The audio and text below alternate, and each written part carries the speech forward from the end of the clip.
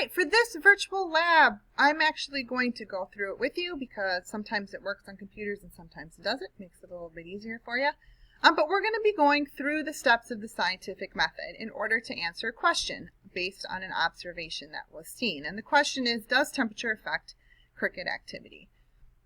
So just to review the steps of the scientific method, the scientific method are kind of the series of steps that scientists go through to systematically answer a scientific question. So the first thing, obviously, is an observation is made and a question is formed. I notice something and I'm going to ask a question about it. I notice that crickets are chirping at a different rate, and I'm wondering if it's because of temperature.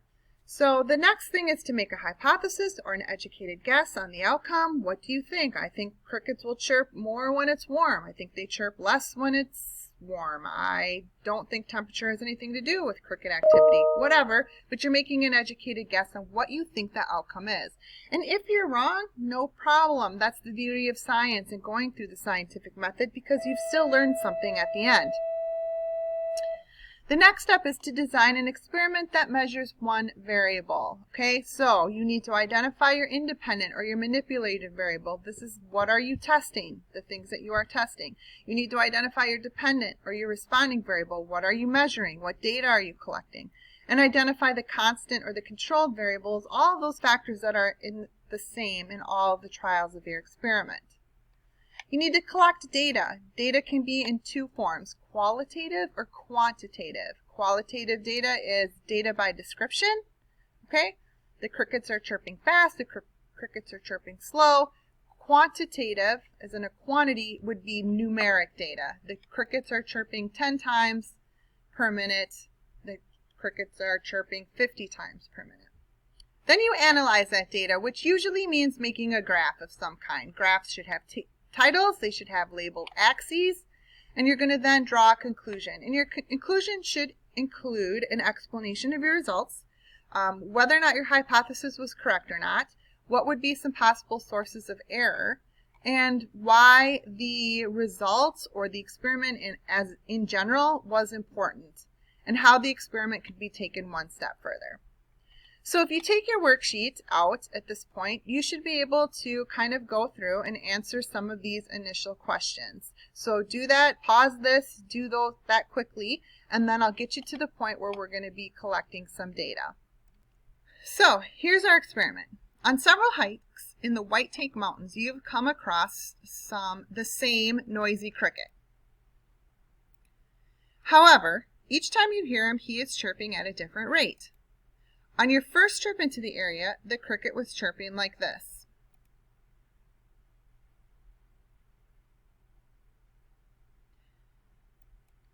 Several months later, you hike into the same area. To your surprise, you see the same cricket. However, you're puzzled to hear him chirp much faster than before.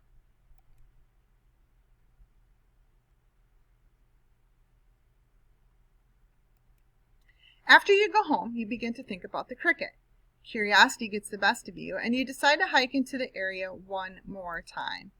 Unbelievably, you come upon the same cricket.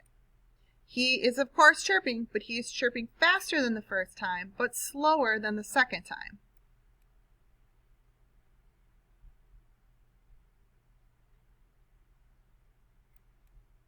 Each time you've seen the cricket, he has chirped at a different frequency. This seems strange to you, so you decide to investigate further. You can catch him and take him back to the lab. Once you have the cricket in the lab, you need to define a problem that can be investigated scientifically. So which of the following would be a good statement for the problem? A, crickets seem to chirp at different rates. B, is there a single factor that affects the chirping rate in crickets? Or C, I wonder why and how a cricket makes its chirping sound. Well, this isn't really a question. These two are questions, but this is the question that we want to answer. Is there a single factor that affects the chirping rate in crickets? This we can test. It's a testable thing.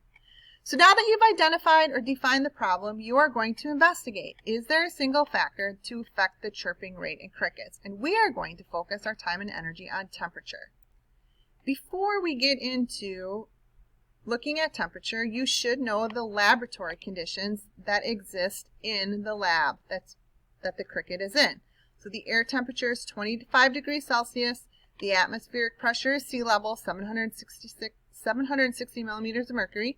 The humidity is 15%. The number of crickets nearby are 5. The wind speed, probably from the ventilation, is 2 meters per second. And the crickets are chirping at 148 chirps per minute. So this is kind of our baseline data. So like I said, we are going to test whether or not air temperature affects the rate at which crickets chirp. So air temperature is what we are testing. It is our independent variable. This means that we will test the effect of different air temperatures on the frequency of chirping, crickets chirping. Should atmospheric pressure, humidity, and the number of crickets nearby and wind speed be varied in this experiment? The answer is no, because we only want to see if the temperature affects the rate of cricket chirping. So we need to make sure that all of these other things are constant. These are going to be your controlled or your constant variables, because regardless of what you change, how you change the temperature, you're going to keep the atmospheric pressure, the humidity, the number of crickets nearby, the wind speed. They will be the same in every single one of your trials. So these are controlled variables. Now, the dependent variable is what you are measuring. So in this case, we are going to be measuring the frequencies of crickets chirping. That is our responding variable. So again, here's your baseline data. Now that we have established a hypothesis and we know our controlled variables, we're going to proceed with the experiment. So you should be drawing, for your hypothesis, you should be deciding what do you think is going to happen.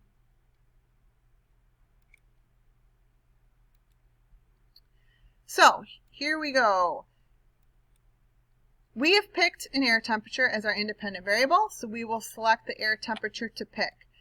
We are going to start with 5 degrees Celsius, and we're going to work our way up to 45 degrees Celsius in 5-degree increments.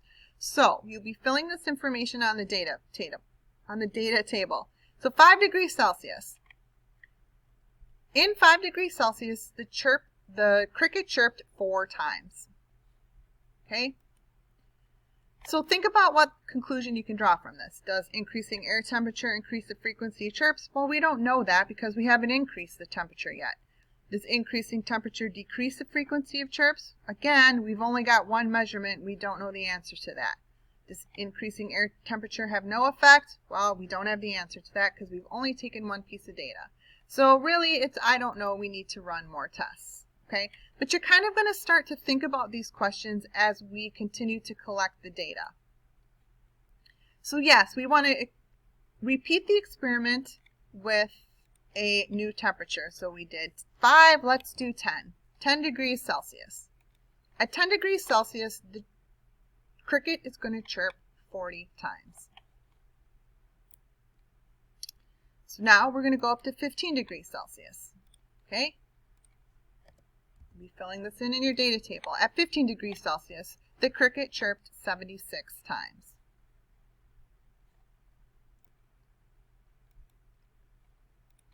We are at 20 degrees Celsius. The cricket is going to chirp 112 times.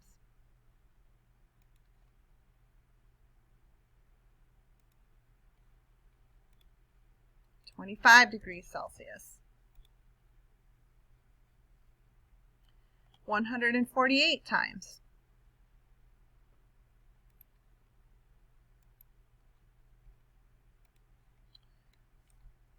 30 degrees Celsius. 184 times.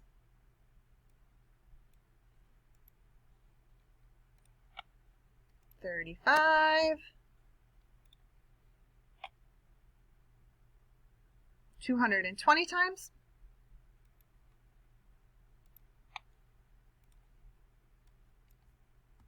40. 256 times.